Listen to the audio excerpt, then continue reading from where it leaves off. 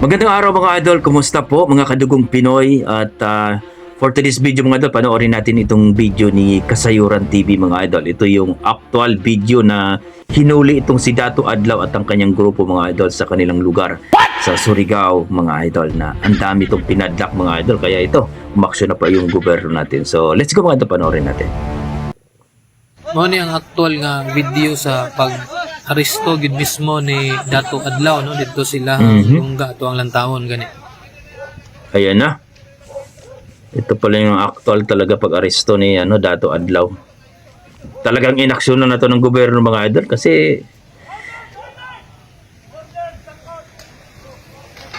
ayan, may order na sa court eh.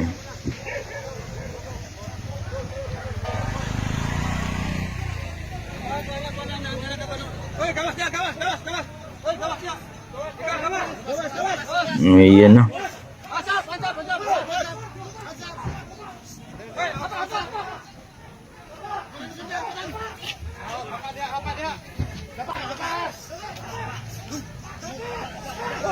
Surigao City.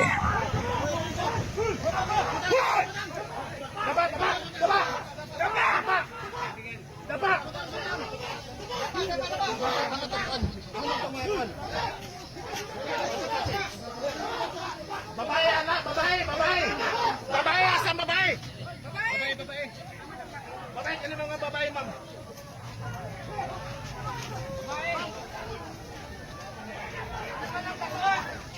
Ayan. Babae, babae. Babae. Babae. Babae.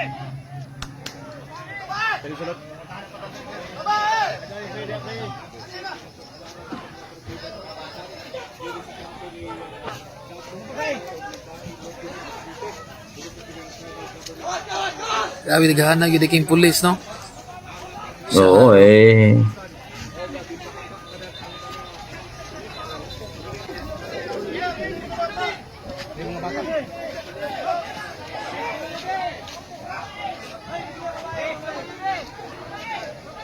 Inaksyonan talaga ng gobyerno kasi nakakaano din sila eh. Nakaka-alarma eh. Pinadlakan nilang yung mga establishmento eh.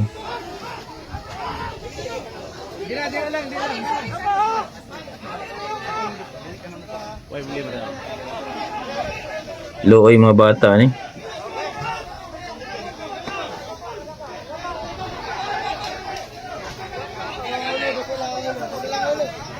Surprise sila ni ba?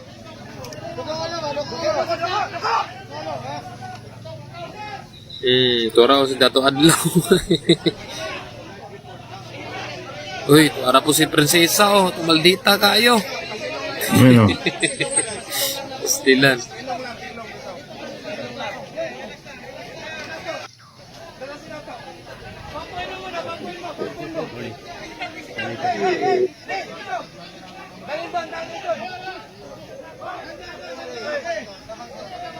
Magsilbi lang gahom.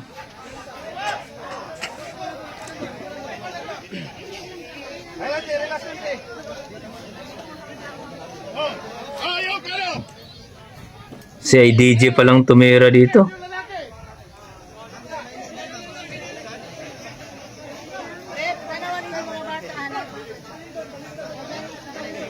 Ayo, Bayron! Doon sa gilid yung Bayron! O, yung lalaki dito! O, dyan, diba?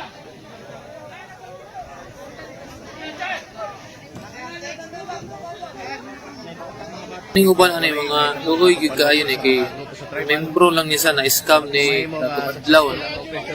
Silang mahatagan o katong sweldo kung apil ani lang tribal, federal. Bitaw, no? Katong ming surrender una. Basta ang daghan na kay sa mga pulis. Supol pa sila ani.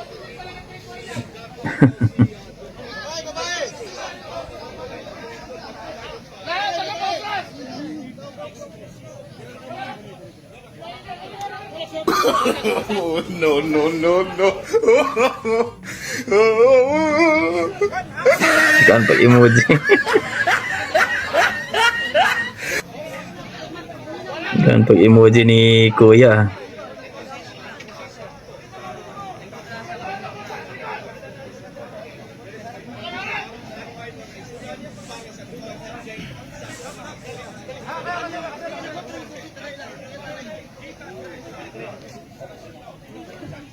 Surigao City.